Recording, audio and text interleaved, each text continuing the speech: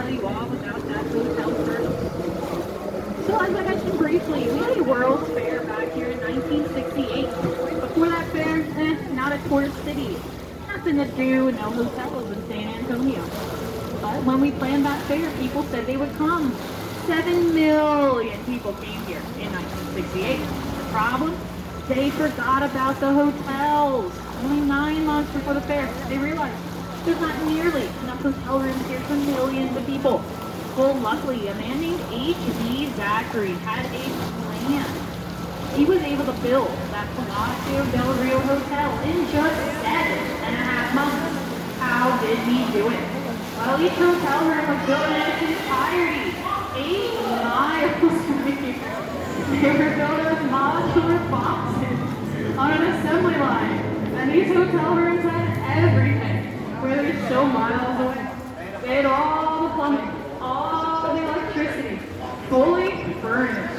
Sheets on the bed, towels on the towel rack. And then those finished hotel room boxes were brought over here on trucks. And they were stacked one on top of each other like Lego blocks until that hotel was complete. So we're about to have a great view of that Palacio del Rio Hotel up in front of us to the left. You're going to notice it looks like a bunch of boxes stacked on top of each other. Well, now you know. That's exactly what it is. Yeah. A question I get asked a lot is if this river is natural or if it's man-made. It's actually both. We just exited the man-made extension, and now we're going to be on the natural part of the river for about 20 or so minutes. Since this is a natural river, we do have fish here. We have bass, catfish, and tilapia, to name a few. You actually are allowed to go fishing on this river, just not here in the downtown area. I don't think you would want to go fishing here next to this Irish pub anyway, because you're probably going to catch a lot more beer cans than catfish in this part of the river.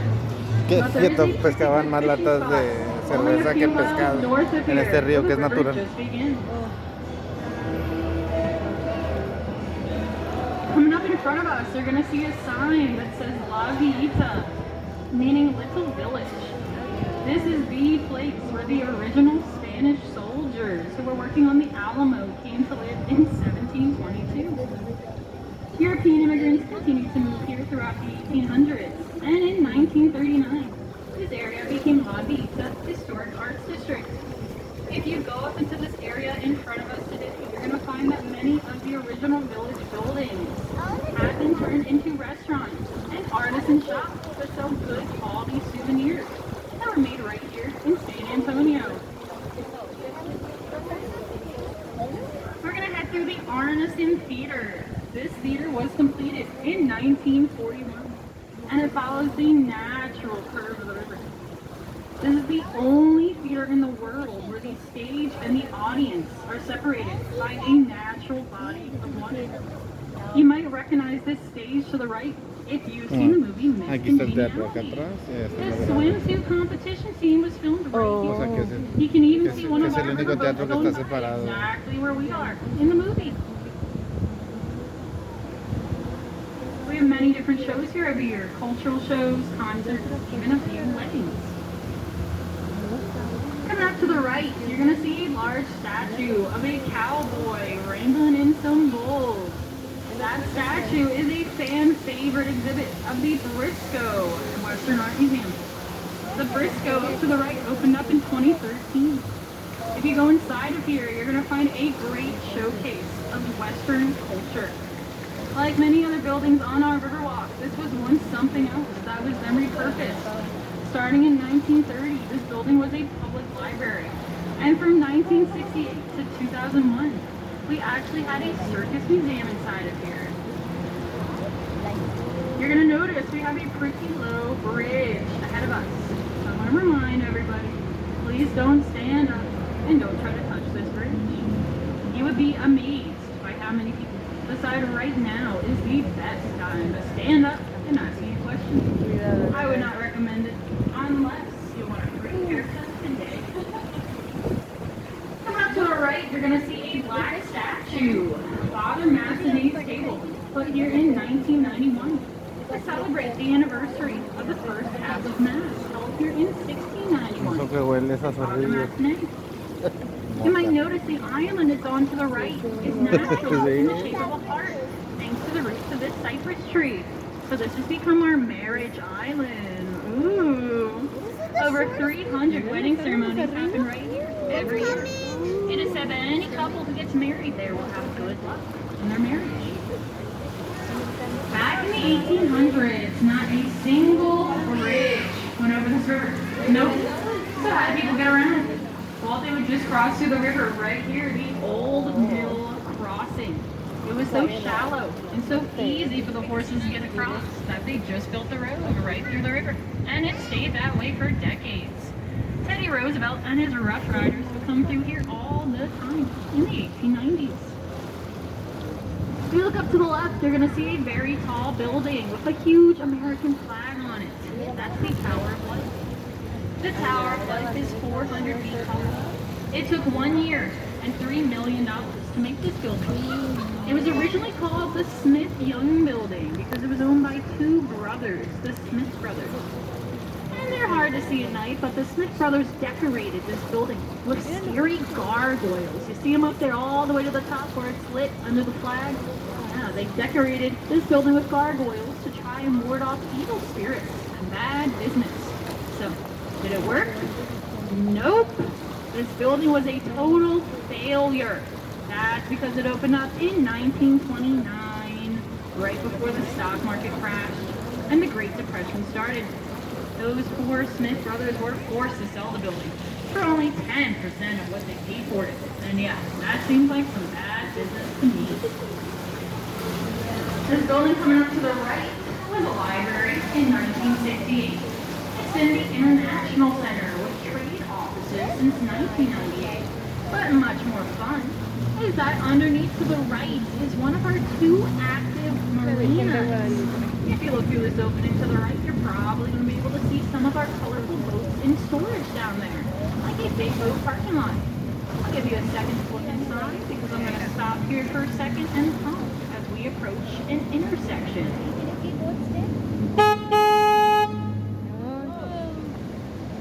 This bridge we're about to go under is actually a floodgate that can close if we get a flood warning.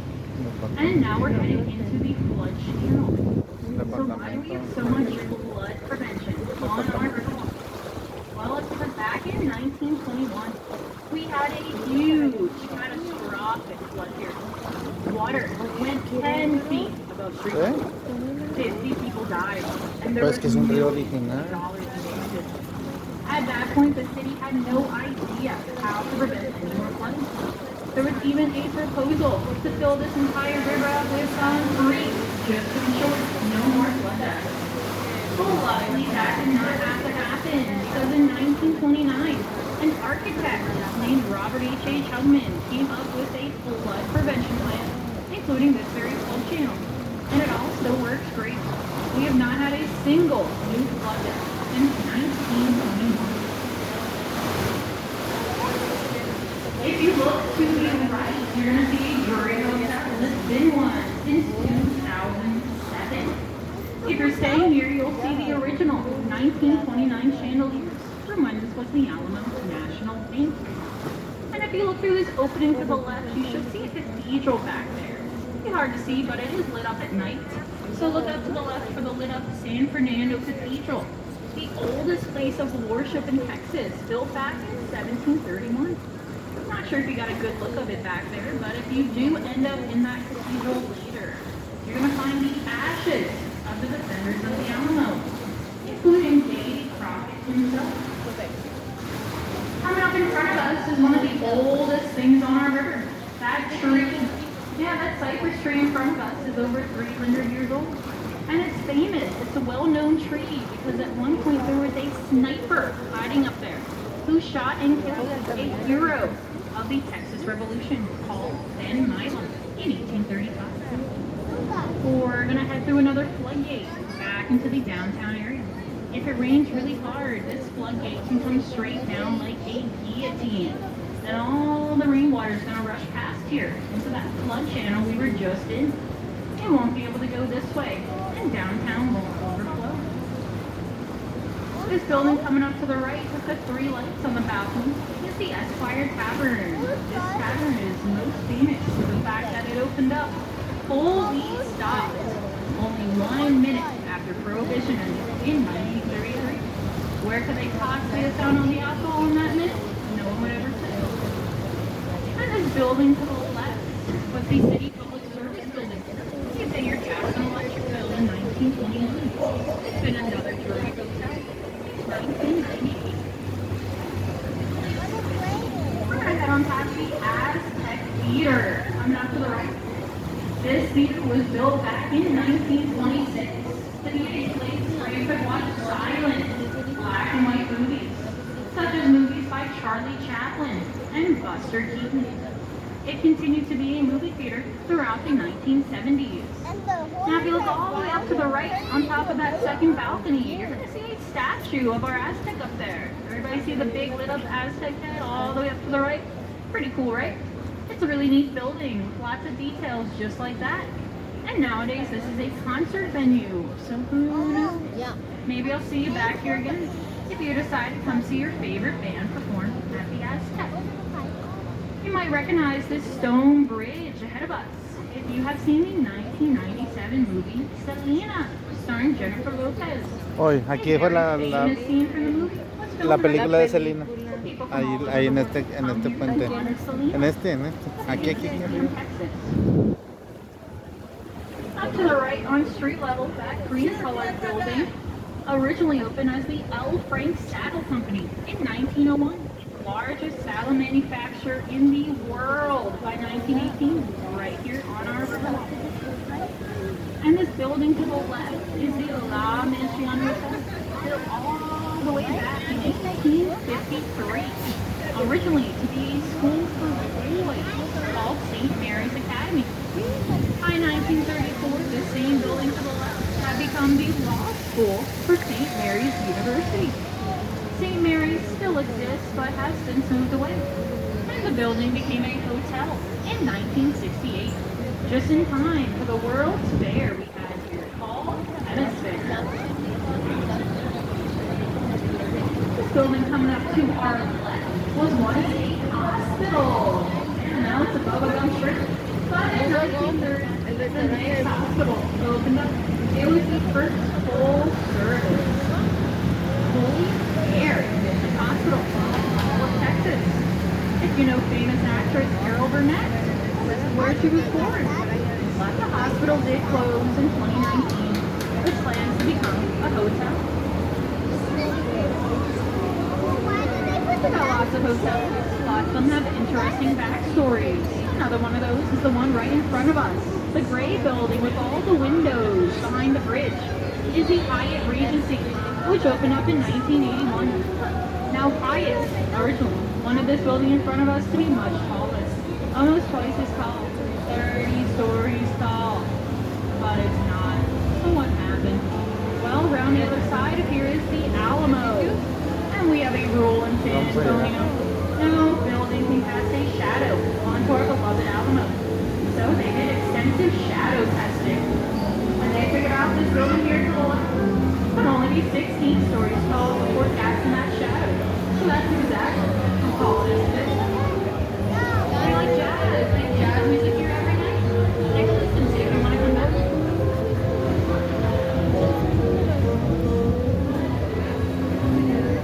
This brown building to the right is the Casino Club building. Now if you heard the word casino, you got really excited. Sorry. You will not be able to gamble here tonight because this building is not an active casino. And it never was. It was built back in 1927 to be a place where men's society clubs could meet up. Nowadays, the first 2 floors are restaurants, and the top 4 floors are apartments that have a 5-year wait list. Yeah, you have to wait 5 years if you wanted to live right here in the middle of Restaurant Row. Yeah, that's what we call this part of the river. I'm sure you can see why. We've got a little bit of everything. We've got seafood, steakhouses, barbecue, and lots of Mexican food. So take a look around, see what looks appetizing. This last building up to the right, behind the Texas flag umbrellas, is most well known for when that architect, Robert H. Hubman, moved his business here in 1941. Why would he do that? Well, his flood prevention had just been installed. So he decided to move his business right here to the right, only a few feet from the water, to show anybody else that's going to move in their business here, it would be safe to do so. And that flood prevention was a huge turning point in the history of our riverwalk, because businesses were too scared to move here with time. But one of the first businesses to move in after the new flood prevention was Caserio to the right. Caserio has been family owned since 1946. They were the first place to offer dining on our riverwalk, and they have become world famous for these colorful umbrellas. A fun fact about the building Caserio is heading to the right is that it was built all the way back in 1777 on land that was granted by the King of Spain, because Spain owned Texas back then. If you look up to the left from street level, you're going to see a big red statue. Follow my finger if you can't spot it. That is the Torch of Friendship. The Torch of Friendship was a gift from the government of Mexico to the city of San Antonio in 2002. It is 65 feet tall and weighs 45 tons, made by an artist called Sebastian. And here we are back in the man-made extension. This man-made section of the river was added in 1968 for that World's Fair. Like most of the rest of the river, it's only about 3 feet deep here, but with a concrete bottom instead of the natural mud bottom. And you heard me correctly, most of this river is less than 3 feet deep. So, if you find yourself in the water, don't panic. Just stand up and walk out. If you're wondering about one person who ends up in this river every day, yeah, 350 to 400 people a year. So if you have not seen anybody in the water yet today, watch out. It's not midnight yet. It could still be one of you. You're going to see a tall Marriott hotel in front of us. That Marriott was not always there. There used to be a smaller 3-story tall building called the Fairmont, which was built in 1906.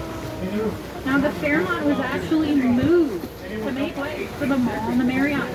Yeah, we put a 3-story building on tires. Over the course of a week, we rolled it several city blocks. World record for the tallest building moved to a city, right here in San Antonio. If you start looking up to the right over this wall, you're about to have a view of the Tower of the Americas, our observation tower. There it is, up in the sky.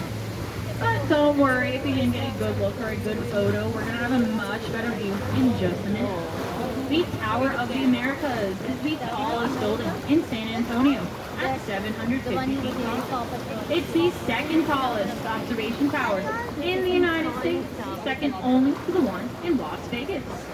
If you go to the top, you're going to find an observation deck and a restaurant that spins around once an hour, giving you a great view of the entire city while you enjoy your meal. It was the centerpiece, main attraction of that World's Fair in 1968. And as promised, up to the right, that better view of the Tower of the Americas. In front of us is the newest addition to our riverwalk.